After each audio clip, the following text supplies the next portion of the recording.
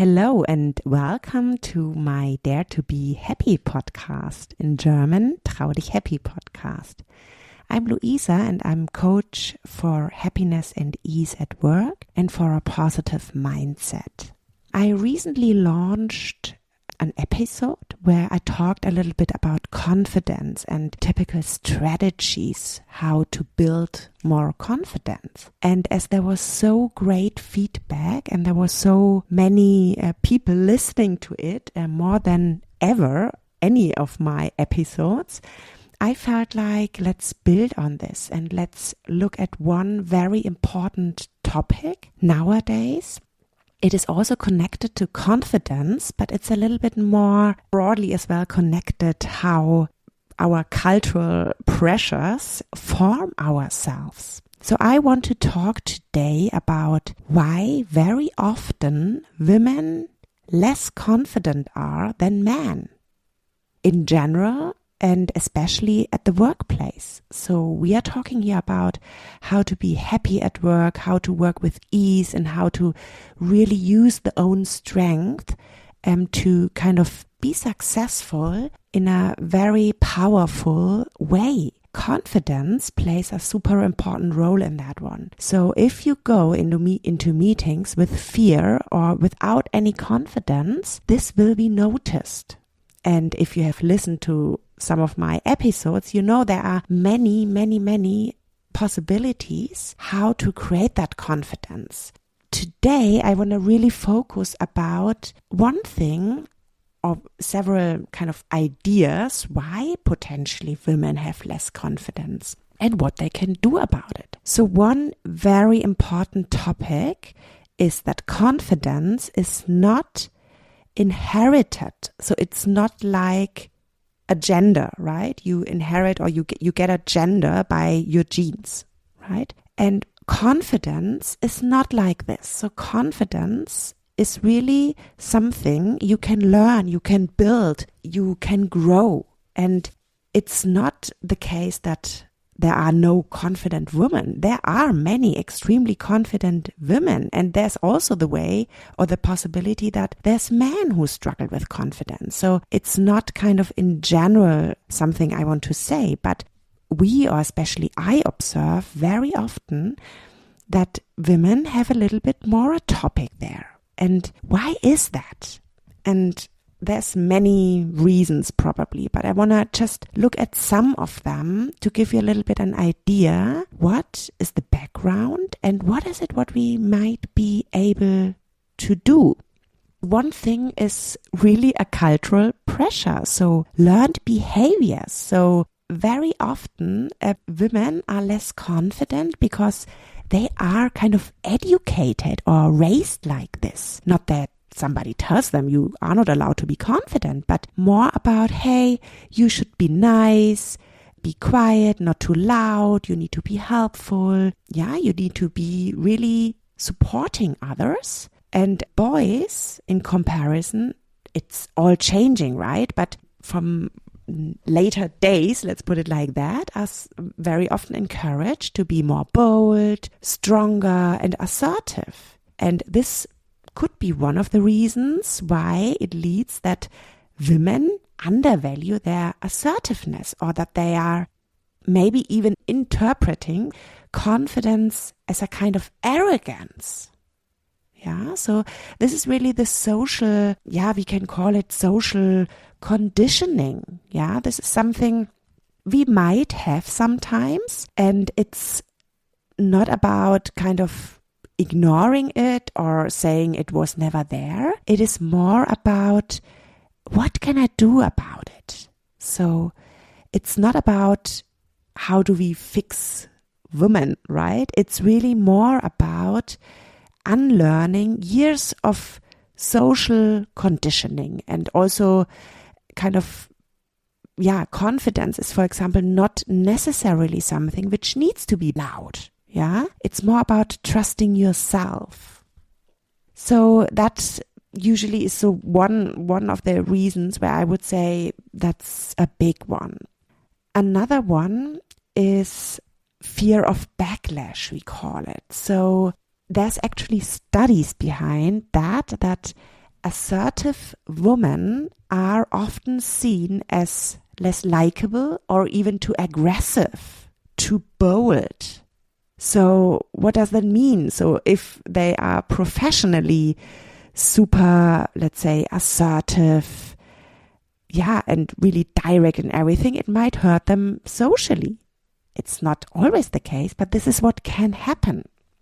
And the third topic I want to talk about is perfectionism. A lot of people have that. Nevertheless, it is more likely that women want to be fully prepared before taking on any task or speaking up, whereas men, they are more comfortable in saying something where they might not be 100% sure, or they might be more comfortable with learning as they go. So, not sure if you are listening and you are a woman, reflect for yourself. When you have a super important meeting, how many times did you check the material you're going through? How many times did you check where's the room where I need to go? What do I need to bring? And what is expected from me? How many scenarios do you play through? Whereas men very often go in these kind of meetings super relaxed. I'm not saying the one or the other is better. I'm just trying to showcase that women very often, I observe that as well in coaching, they have really this, okay, I need to deliver 150%. Maybe as well because they feel this is expected by me. I need to be bulletproof prepared in order to show that I'm good. Another and maybe a fourth component might be as well a little bit missing role models.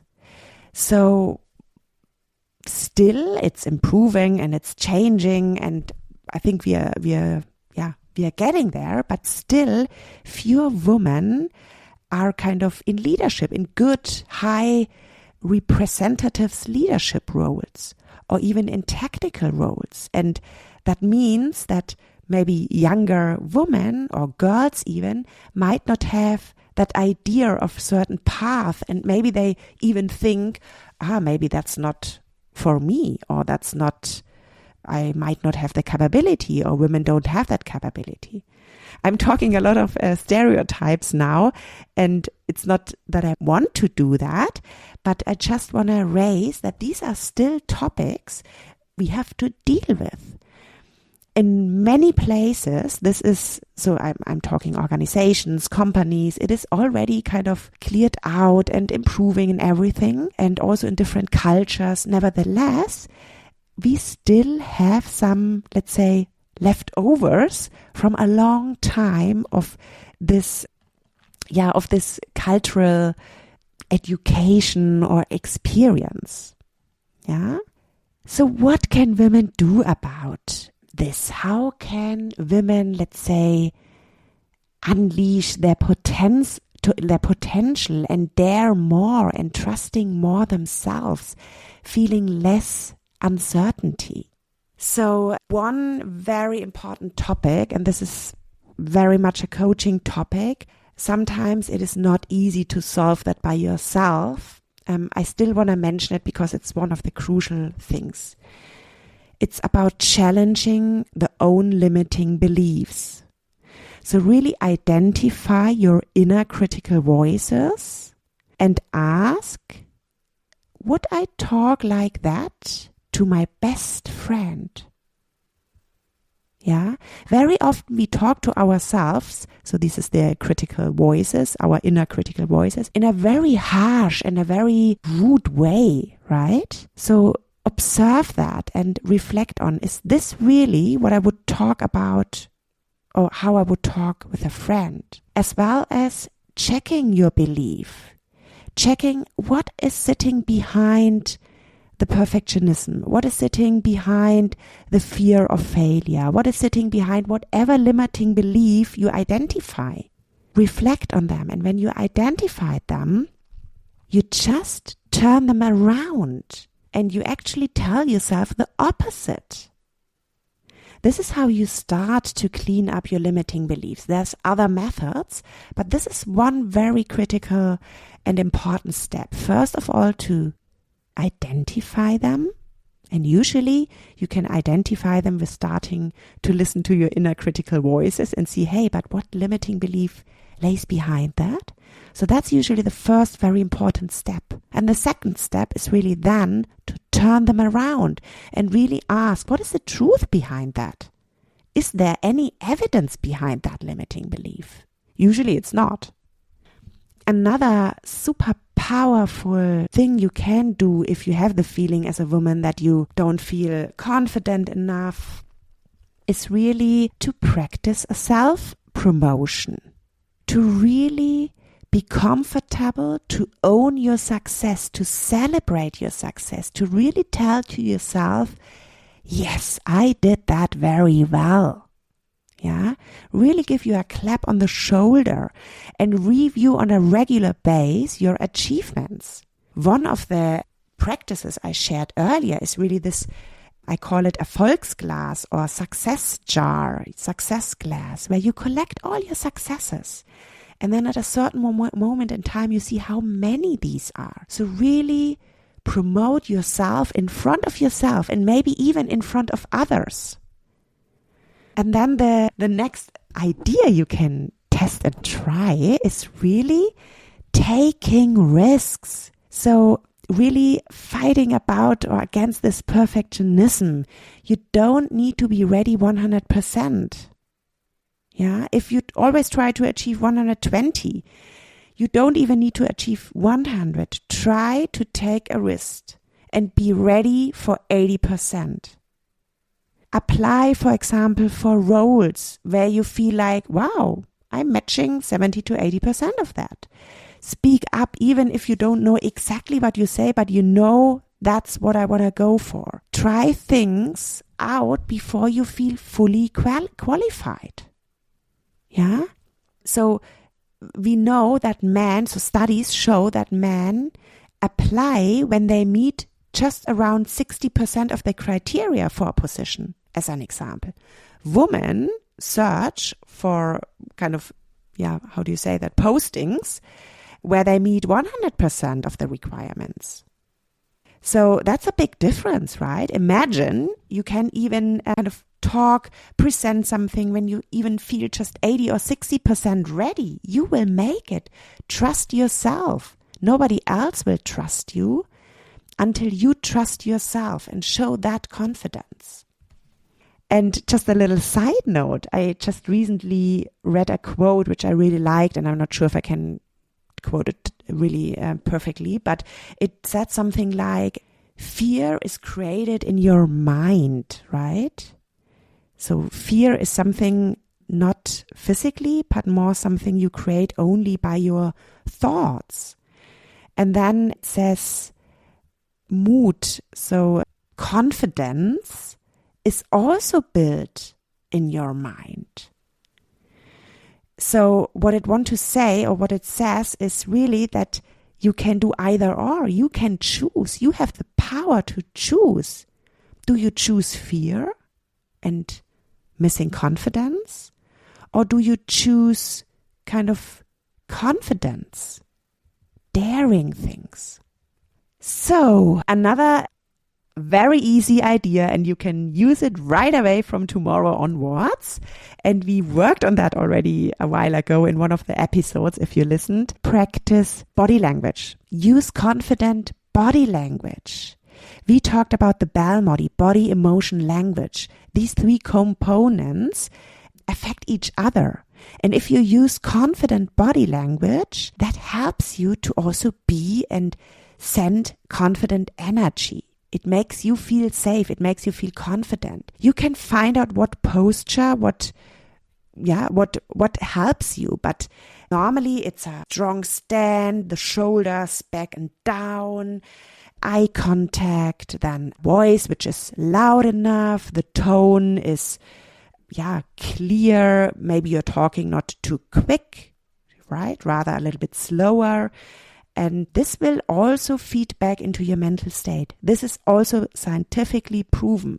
It makes you feel better, and it makes you sending a different energy. Your mental state is then as well confidence. Another idea, especially for women, can be really also for men, of course. So these are all ideas which can be used for men as well. But as today, the focus is a little bit on women.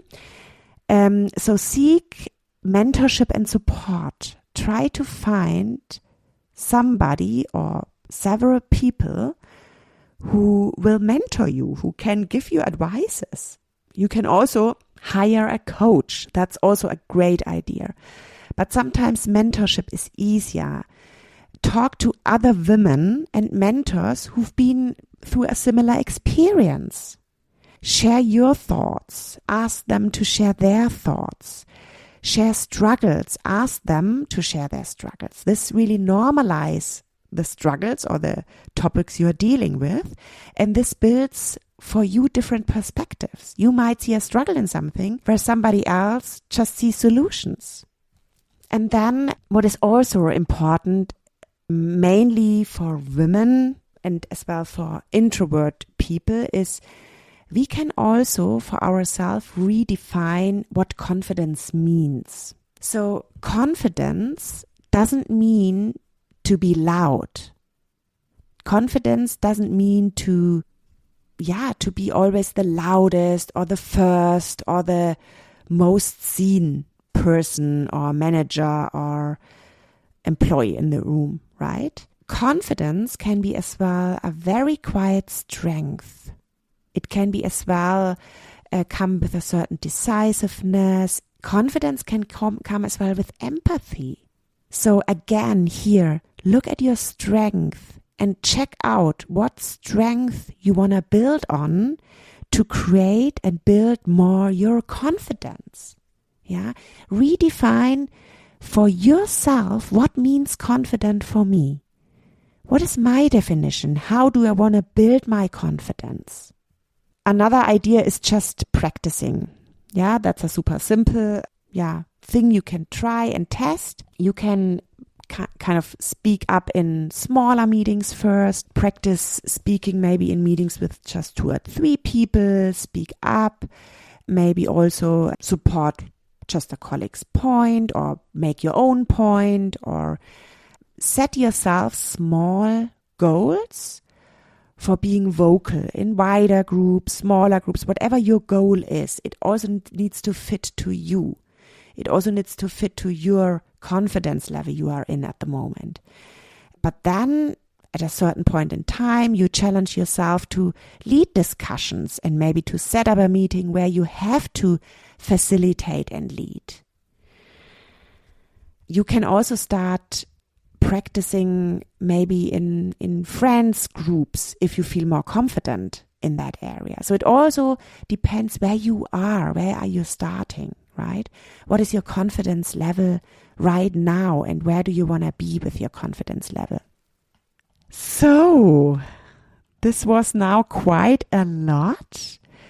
So I hope you got a little bit more insights. It's just some ideas, right? It's some ideas why women might be less confident than men. What I think is super, super important. I said that at the beginning, but I want to repeat it. So confidence is not something like gender, right? It is not inherited, I think you say in English. It is something we can learn, something we can build, something we can create, yeah? And it's nothing about, that we want or I want to fix women. No, women are great human beings. It's just a little bit about unlearning years of social conditioning and, claiming your full voice, bringing your full potential, if you are women, to the plate. So confidence is not only about being loud or perfect, it's really about trusting yourself, even when things at the beginning feel a little bit more uncertain. 80% is enough, and it's a great starting point. Nobody needs to start in perfection. So I hope you enjoyed that session. I hope, you have learned something. I hope you have taken some relevant tips for you, for your work life. And if you need support, if you wish to have a coach, I'm happy, I'm here. I have at least one spot free at the moment for one-on-one journey. I'm also about to start a next Dare to Be Happy program. I'm planning to start a German version, but if at least 2 or 3 people will apply as well for the English one, I will also open an English one. So if you're interested, let me know. Drop me an email on mail@luisatillmann.com. Check out my website for more details. And now I wish you a great rest of the day and all the best. Your Luisa.